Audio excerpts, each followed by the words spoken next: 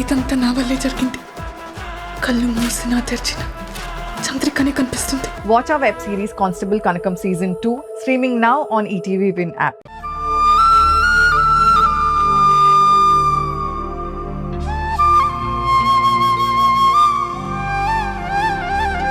ధరణి నాకు కూడా చెప్పకుండా వెళ్ళిపోతుందని భయం వేసింది. అందుకే నాకు తెలిసినా తెలియనట్టు నటించాను. అయినా సరే నేను కంట కనిపెడుతూనే ఉన్నాను. నువ్వు చెప్పిన విషయాన్ని బట్టి చూస్తే వాళ్ళు ఎంతగా ధరణిని వాళ్ళ గుప్పెట్లో పెట్టుకున్నారో అర్థమవుతుంది. మరి ఎలా అమ్మా? మనం అనుకున్నట్టుగానే ధరణి ధీరజ్ని రిజిస్టర్ మ్యారేజ్ చేసుకుంటే ధరణి జీవితం ఏమైపోతుంది? నువ్వు ఏదో ఒక యాక్షన్ తీసుకోవాలమ్మా. చాటుమాటుగా రేపో ఎల్లుండో రిజిస్టర్ ఆఫీస్కి వచ్చారంటే పెళ్ళైపోతుంది. ఆ తర్వాత మనం ఏం చేయలేము, చేసి ప్రయోజనం లేదు. లేదు మధు, నేను బతికుండగా జరగదు. ధీరజ్ ధరణి మెళ్ళో తాళి కట్టలేడు. రిజిస్టర్ మ్యారేజే కాదు, గుళ్ళో పెళ్లి కూడా జరగనివ్వను. వాళ్ళు ఎన్ని కుట్రలు పన్నినా, ఎంత దుర్మార్గంగా ఆలోచించినా నేను చెయ్యాల్సింది నేను చేస్తాను. నేను బతికుండగా ధరణి జీవితం నాశనం కానివ్వను. నువ్వు ధైర్యంగా ఉండు. సరే అమ్మా, నేను నాన్నతో పాటు బయటకు వచ్చాను, ఇంటికి వెళ్తున్నాను, తర్వాత ఫోన్ చేస్తాను. ఎట్టి పరిస్థితుల్లో ఆ పెళ్లి మాత్రం జరగనివ్వద్దమ్మా.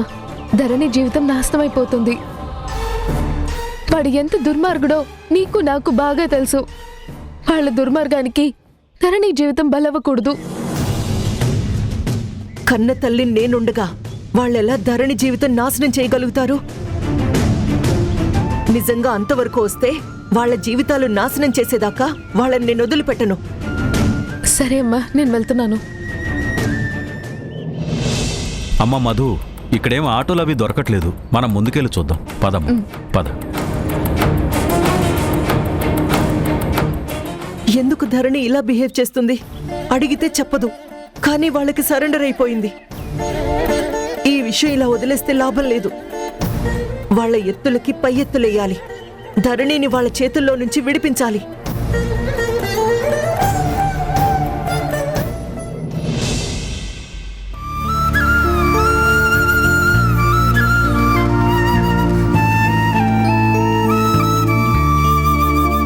ఇక్కడికెందుకు తీసుకొచ్చావు? ఏంటి ధరణి, నువ్వు ఇలా డల్గా ఉంటే నాకు నచ్చదు. ఏదైనా డ్రింక్ గానీ జ్యూస్ గానీ తాగుదాం. పద.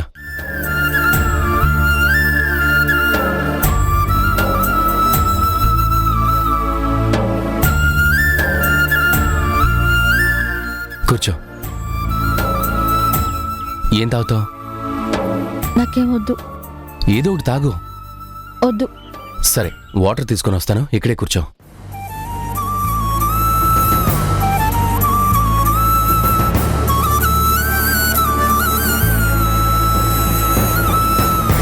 నువ్వేనమ్మా నా కూతురువి. ఆ విషయం తనకి స్పష్టంగా అర్థమయ్యేలా చెప్పు. మళ్ళీ నన్ను నాన్న అంటే నేను చచ్చినంత ఒట్టే. ఇదిగో తాగు.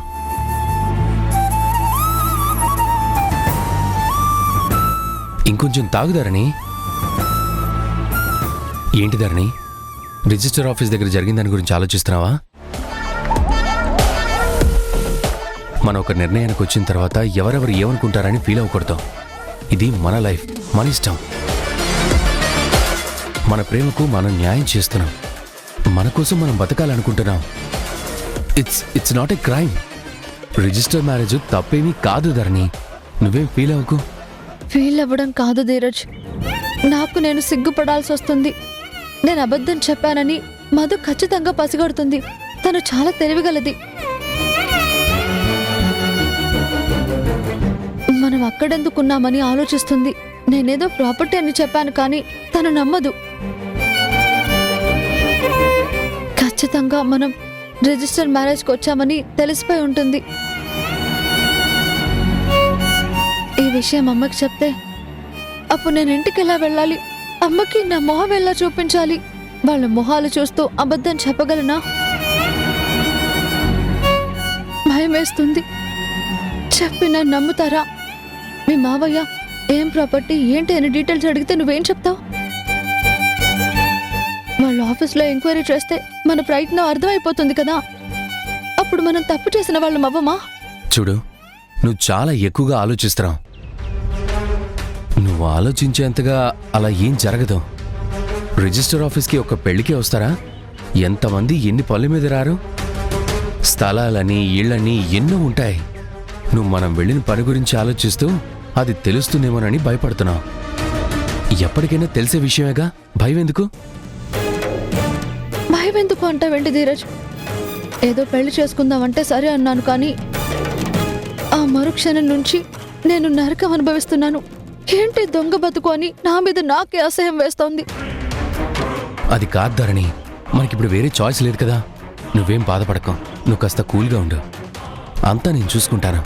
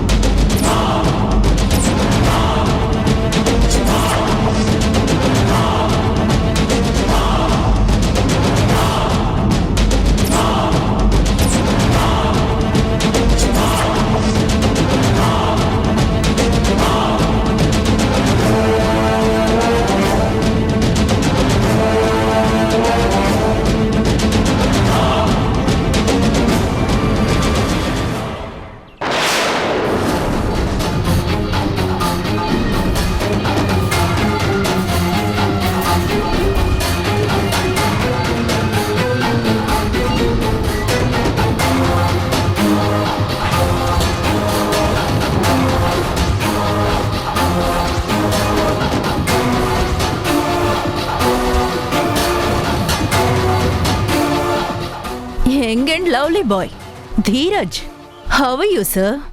నేనెవరో గుర్తున్నానా? మర్చిపోయావా?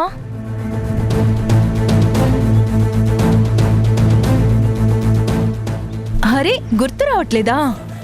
ఒకప్పుడు నన్ను ప్రేమించానని రకరకాల మాటలు చెప్పి, చాలా వేషాలు వేసి, తియ్యగా కబుర్లు చెప్పి, ఆ ఒట్టు ఈ ఒట్టు అని నన్ను బుట్టలో పడేసుకుని, కొన్ని రోజులు నన్ను నీ కూడా తిప్పుకుని, నీ అవసరాలు తీర్చుకుని, తర్వాత లవ్వు గివ్వు అని చెప్పి మళ్ళీ వెంటనే బోర్ కొట్టేశావు, బ్రేకప్ అని చెప్పేసి హ్యాండ్ ఇచ్చేసి వెళ్ళిపోయావు కదా ఆ రమ్యని. గుర్తొచ్చానా? ఇంత డీటెయిల్డ్గా చెప్పినా గుర్తు రాకపోతే ఎలా?